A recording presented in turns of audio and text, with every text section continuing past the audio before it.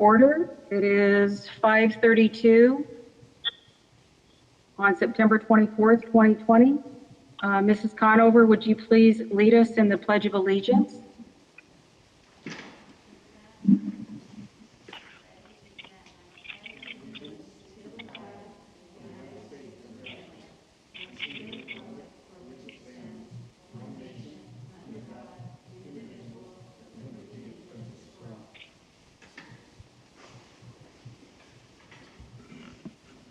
Thank you. And roll call, I'd like to say that all board members are present, either virtually or in person. The approval of the agenda, 4.1, agenda of a special meeting for September 24th, 2020.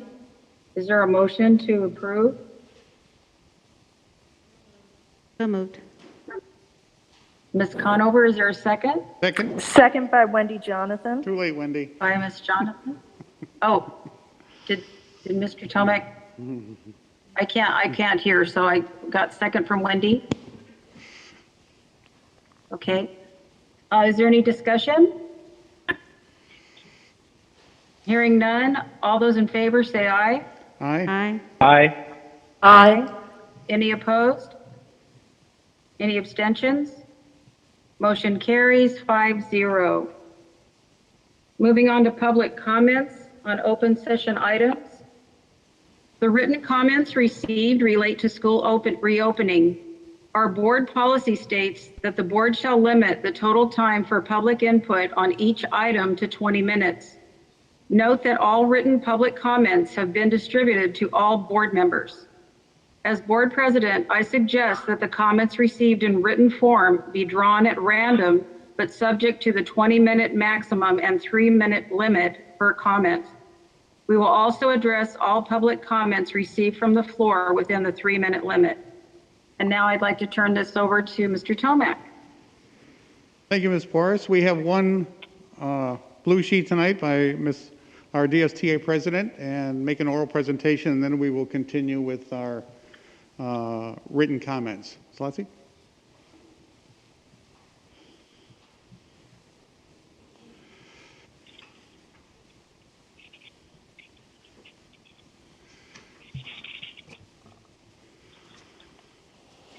Good afternoon. I'm speaking this afternoon regarding basic safety concerns around the return to physical school sites. Our position is that Desert Sands cannot welcome students and staff to return to school sites unless it is safe to do so. The importance of ventilation, masks, being able to separate and cohort students into smaller groups, having adequate spacing, as well as having enough school nurses cannot be stressed enough. We also wish to emphasize the importance of adequate testing protocols and having programs in place at schools for rapid detection and quarantining.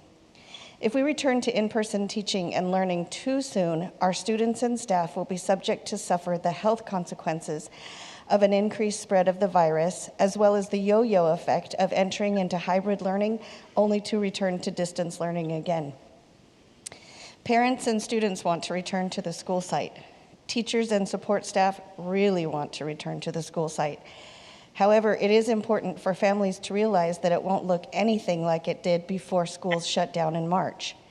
Students will basically be experiencing distance learning while sitting in a classroom due to physical distancing requirements. They will not be able to play with their friends, no hugs or high fives, no eating together at lunchtime, no sharing secrets among best friends. They will have to stay in their seats all day so as not to breach any protocols. It will not be like anything we have ever seen before. The association and the district have had robust discussions in an effort to create an MOU for in-person teaching and learning. Both sides have worked diligently to try to answer the multitude of questions that arise when trying to plan for something like this. We are working together, and I have no doubt that the collaboration will continue. We can figure this out if we work together and continue to heed county and state guidelines. I've heard the arguments regarding the fact that our students are suffering emotionally from being separated from their peers, as well as the argument that they are suffering academically due to the so-called learning loss. At the risk of sounding overly dramatic, depression can be treated. Academic success will begin again at whatever point it was disrupted. However, you cannot recover from death. Even if a child or staff member does not suffer the ultimate consequence and is merely infected and then recovers, this virus is so new that we do not know what the long-term effects on a person's overall health will be. Desert Sands School Board trustees, your leadership and action are needed to ensure that robust testing, tracing, and isolation support, along with the other prevention measures, are in place before students and their educators and support staff return to in-person learning. Thank you. Thank you.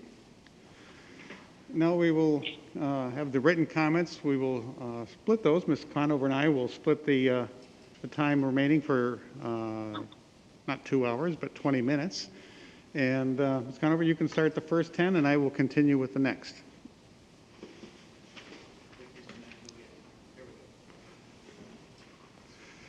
Mm-hmm.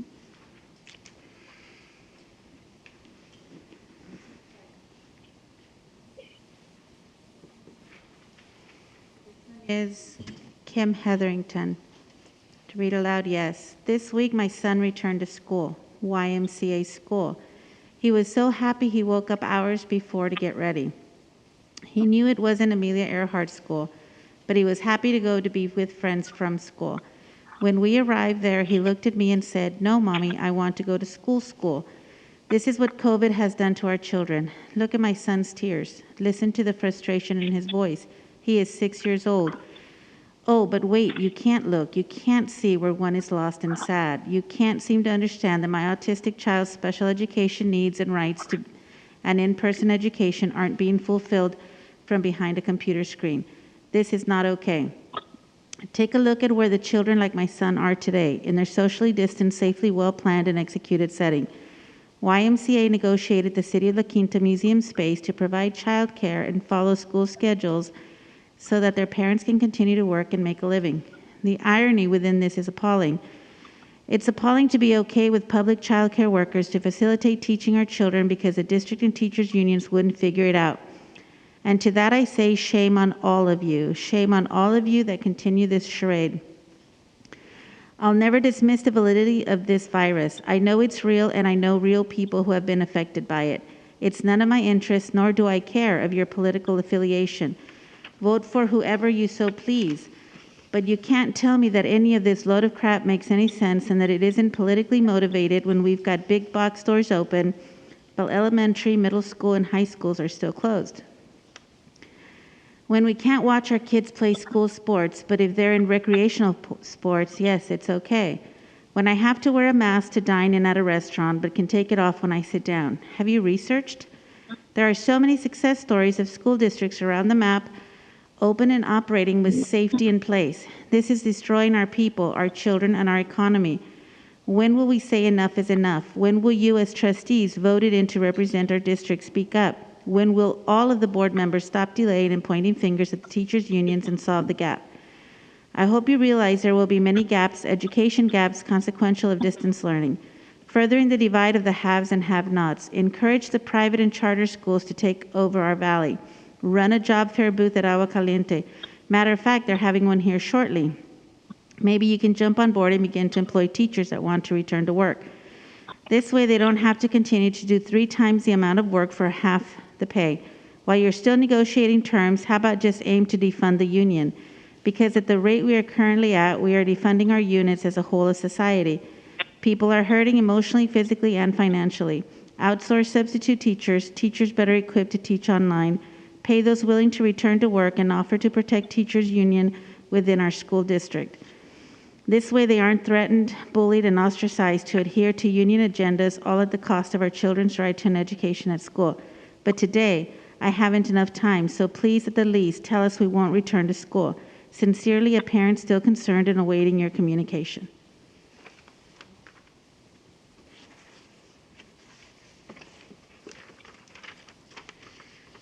This one is from Aaron Farrel. Read aloud, yes. Good evening, Superintendent Bailey and distinguished members of the board. I would like to start off by acknowledging the tremendous work you have all been putting in during a very trying time. My family and I appreciate the work that has been done to get this district up and running so that distance learning could be more smoothly implemented than it has been previously. Our teachers are doing an amazing job of teaching virtually. It is my request tonight that you please consider allowing our children to school with masks and other safety measures in place. Our children need to be in school, in their classrooms with their teacher. It does not make sense to me that school-aged children can attend the YMCA Desert Recreation District during school hours. Younger siblings can attend preschool, but our school-aged children can't go to school. We can all go to Walmart, Target, and any other store imaginable where many people go in and out of each day, but our kids can't sit in the same room with the same people. My son, who has always loved school pre-COVID, recently expressed to me how he now hates it. As someone who has always loved school, this statement broke my heart. He doesn't truly hate school, but he does hate school on the computer. He desperately wants to return to the classroom and have that in-person connection with his teacher. So I'm asking you to please let our students return to school as soon as possible. Thank you.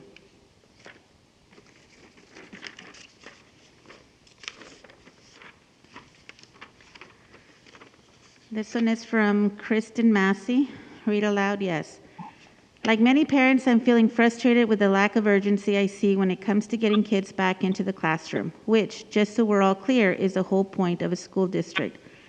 All I keep hearing is everybody wants to go back to school. I don't see it. I see surveys sent out which pretend to seek input on going back to school, but 3 out of 4 responses involve no possible physical school. Anyone who knows anything about statistics and how to manipulate a survey sees through that.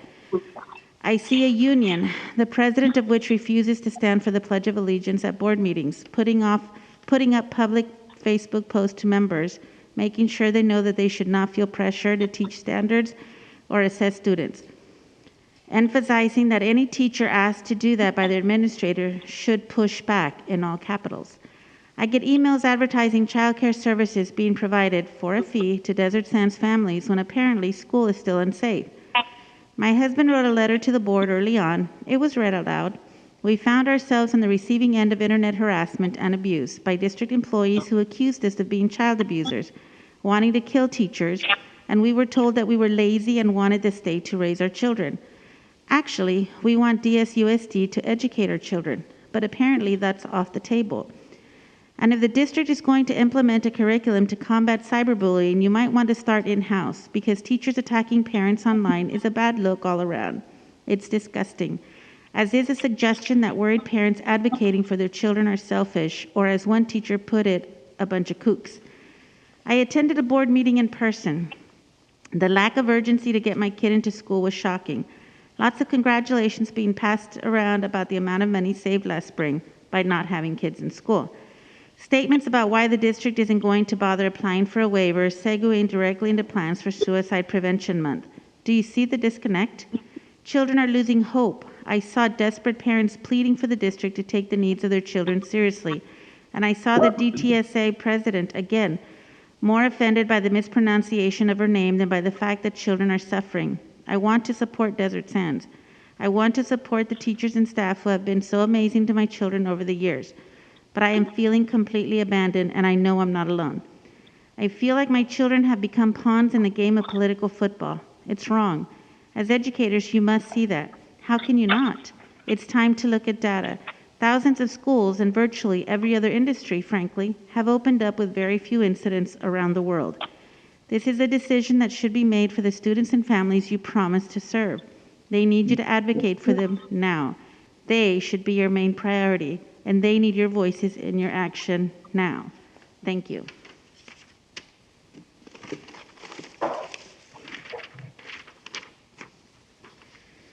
This one is from Patricia Ryan. Read aloud, yes. As our elected officials, you have a bound duty to represent your constituents. You have too many families requesting to send kids to school with safety precautions in place. The families that would like to continue distance learning also have a great choice. No one should judge the other, but to not adhere to what the majority of your families in DSUSD need and want is unconscionable. As a 30-year teacher for Desert Sands Unified, I am working and engaging with kids the very best I can, but they would be better served in person. My concern is for our students. That should be everyone's main concern. If someone, student or staff, feels at risk, there are other options in place: distance learning, leave of absence, retirement, and more. To put anyone above the student's needs is wrong, and I am so shocked and disheartened by the lack of respect for our students. As a parent, we have traveled out of state to take the ACT, and many have left our valley for better educational opportunities. Also, as a parent of a senior who plays 3 varsity sports, you are depriving all opportunities for memories, as I am sure all you remember your senior year. A kindergartner or senior and all in between deserve to learn. You are cheating our students of that opportunity by continuing as we are now.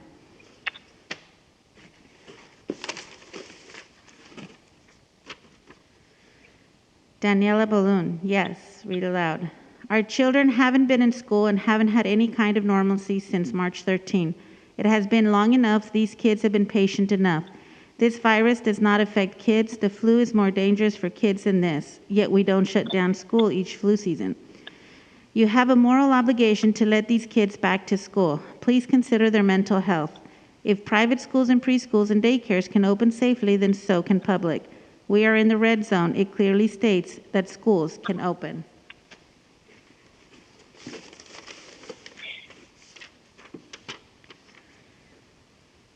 By Anthonyromo, read aloud, yes. Going into this season, I am very excited to get back to it, but I definitely have my concerns still. I get worried about other people due to the fact I see many people on my team not really caring about the virus, and they have been partying and all of that, and I get worried about that. I'm super excited to get back to playing basketball. I just don't think it will be as safe and easy as we think it will be. Thank you, Ms. Conover.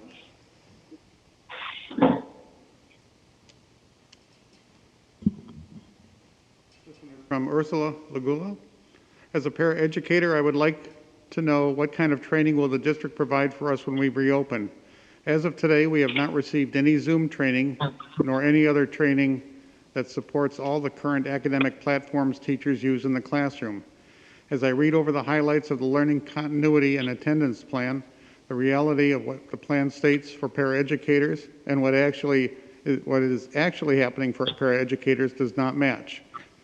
I hope in the near future paraeducators will get more adequate training in order to help support our teachers and students.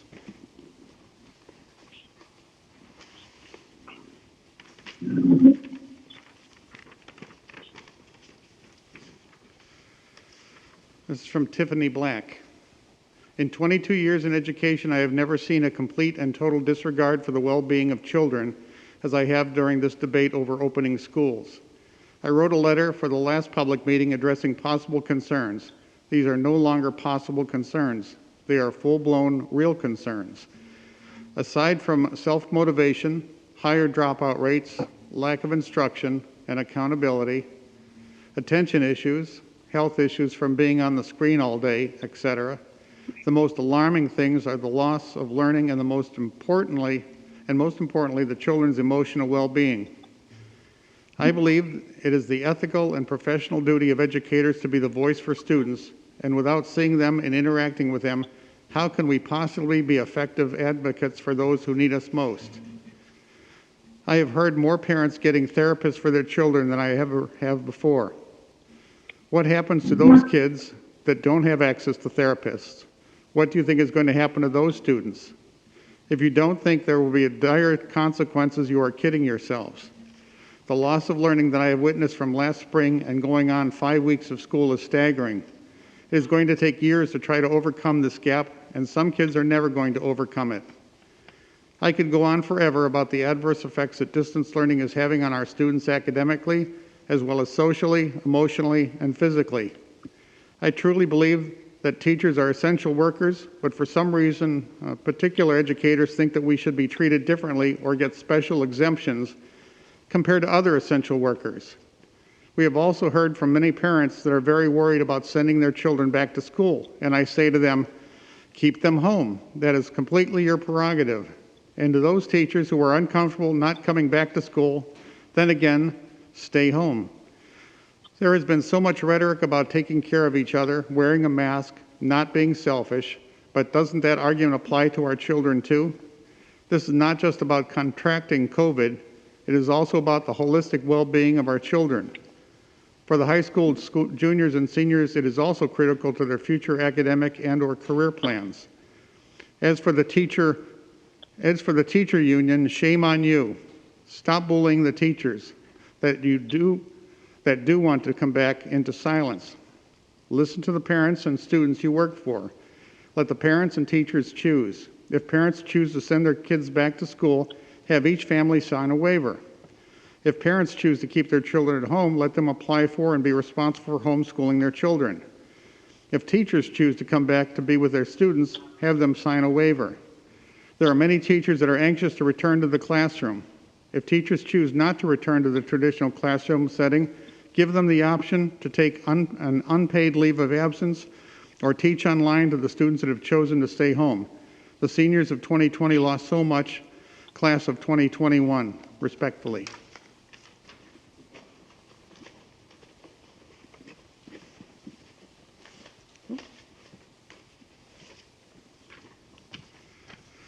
This is from Jaden Lyman.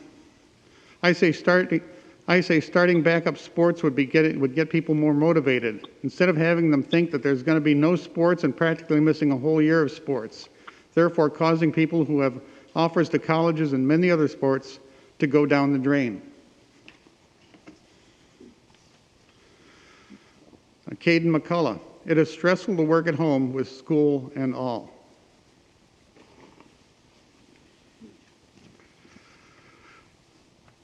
Diego Vasquez, we should reopen schools so we could play in the field and play and get to know our teammates better.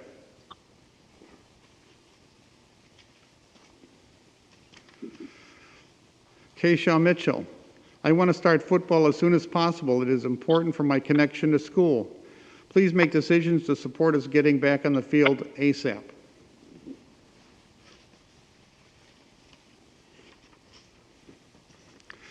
Tim Putman, we are hurting our kids. If people at grocery stores and many other businesses can be safe at work, then we can easily keep our kids, staff, and teachers safe. There is no logical or data-based reason to keep our schools closed. Our kids need interaction with their teachers and with their friends. Stop sacrificing our kids for politics, please. Jana Johnson, returning to school is imperative for children of all ages. My third grader finds Zoom mentally exhausting and then has little energy to do the homework. I can see him falling behind. My middle schooler is missing the interaction with teachers and students. He is lethargic and moody. My high schooler sits in his chair at least 15 hours a day and his life is homework. His loss of social growth saddens me. As a psychologist in the community, I have received a recent uptick in calls of parents concerned their child is depressed, anxious, and socially isolated. The best reason to return to school is our children's mental health and social emotional development.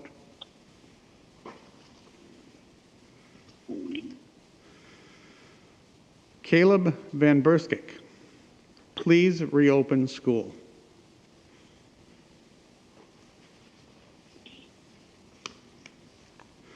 Matthew Martinez, I'm a senior at Palm Desert High School, and with the reopening of school, I will be allowed to play football for one last season at Palm Desert. To be able to close out my time at Palm Desert with a football season would be my wish for this upcoming semester.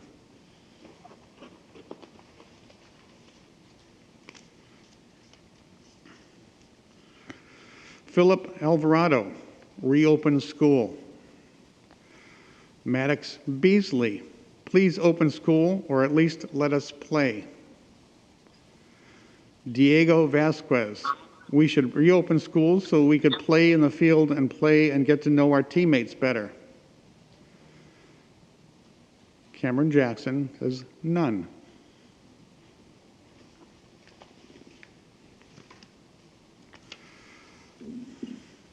Thomas Montigny, I've been waiting for this season to start so I can go out and play. I've been sitting at home bored out of my mind. I just want to get back out on the field and play football. I'm tired of just waiting and I want us to start as soon as we can so I have something to do. Dorian Arsenega, please reopen school. Nirvana Haro, This is the year that we have all been waiting for all our lives, and now it's been taken away. Of course, we understand the circumstances, but it breaks our hearts to know that after everything, we don't even get to go back to school. It's especially important to those that never, ever even thought they would make it past a certain age. Also, there's depressive episodes that will definitely run in students because their only way of social interaction was school. There are also many students that are stuck in a toxic household where school was their only escape.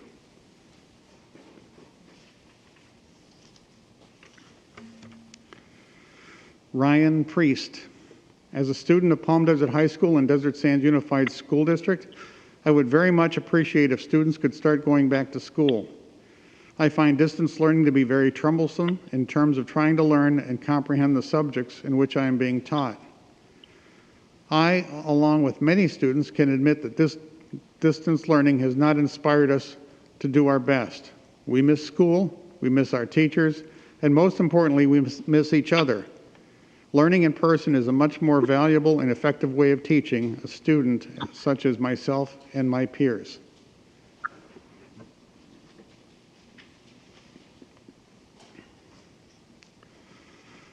Leona Shahar. As a student at Palm Desert Charter Middle School and my sister at Palm Desert High School, I believe opening schools at the moment is dangerous, even with all the precautions we can take. I believe it is inevitable that someone can become sick and pass it on. I want to be in school, but not if it's a danger to me and the people around me. I know that online school is very stressful and has affected a lot of students' learning, but we cannot take the risk. I hope that one day when the virus gets better, we can attend school again, but at the moment I am worried for our safety, especially with kids believing that the virus is fake. Today in class, a student chatted that the corona was fake. I hope he or his family never experienced the virus firsthand, but to understand it is real and dangerous. I think we all need to be social distancing and wearing a mask till we know we are safe. Elizabeth Hems, please resume in-person instruction.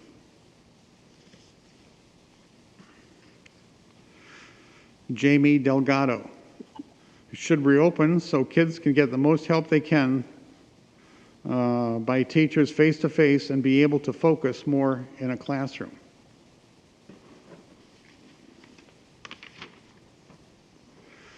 Lauren Black, we need to go back to school. As a current student of Palm Desert High School, I sit in front of a screen for 6+ hours a day.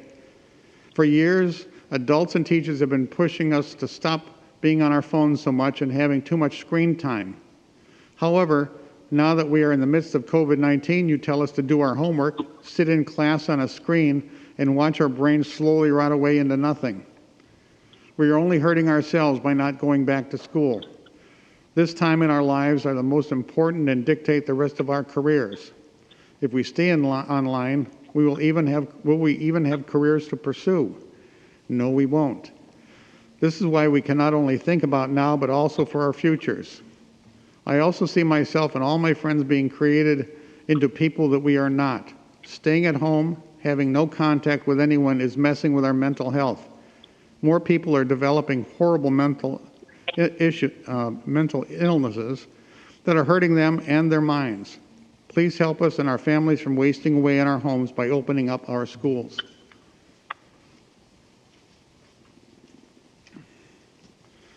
Isaac Vera, reopen schools, please.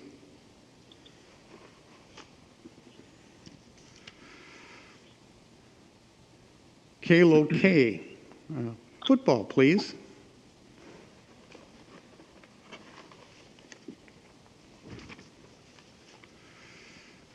Alexander Whitley, we have had plenty of time to form a plan and get it to at least a hybrid schedule and even get back to a normal schedule. Hybrid should at least be an option. It is clear that the students want to go back. However, that alone would not make it okay to go back. The teachers would have to agree also. However, all of my teachers, every single one, claim they want to go back too. So now this does not add up. I hear from the top that it is the teachers who do not want to go back, even though all of mine do. I would say that somewhere the message is not true, and who suffers? The students, especially the students in my class, the seniors. We are trying to get into colleges and figure out the last years of our lives. It would not like we would be the first school in the United States to open up. Many have already. And that concludes comments. Thank you, Mr. Tomac and Mrs. Conover. Moving on to number 6, general functions, educational services. 6.1, Desert Sands Unified School District's learning continuity and attendance plan. Is there a motion on item number 6.1? So moved. By Ms. Conover, is there a second? Second. By Mr. Tomac, is there any discussion? Hearing none, all those in favor say aye. Aye. Aye. Aye. Any opposed? Any abstentions? Motion carries 5-0.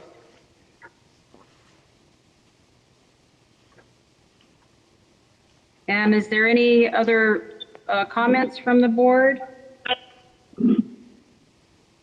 I would like to make a comment, and I'm assuming that this is the end of the meeting. What you mean is that Yes, it is. for future. Okay. I would like to, and I can't see nods of heads, but I would like to have a special meeting next week to address reopening schools and giving direction to our staff. I agree. Linda Porras. Is there a third person? We can't see you nodding your head, so you have to See, I say can't yes. see anything. So Wendy and I are in agreement. Is there a third person? I just want to clarify, Ms. Jonathan, you kind of were fading in and out. What exactly are you proposing? I want us to address the current status because of the red tier and schools, and I would like to have our cabinet create a presentation for us so we can give them direction. And we need to do it this coming week. Before the Because- next board meeting, October 6th. Right, yeah. I agree. Okay, so we have our 3. Is there any other discussion? I wanted to thank everybody that worked on the learning continuity and attendance plan for their dedication and work. I know it took a lot of time and effort trying to wrangle everybody in different times, so thank you for that. And I know that things are strange. This new normal is strange, and I know that we thank our staff all the time, our teachers, our support staff, but we also, I think there's a group of people in the middle, our school admin, I think they get it from both ends, from the top, from the bottom, and I do want to thank them for being at the school sites and trying to answer issues and concerns from parents and also from teachers and staff who have questions and stuff. So I do want to thank them, and I do want to thank everybody along with the parents in our district. Okay, thank you. Is there any more discussion?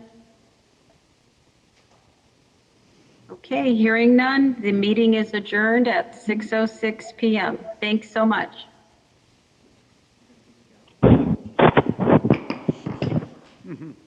I can be done.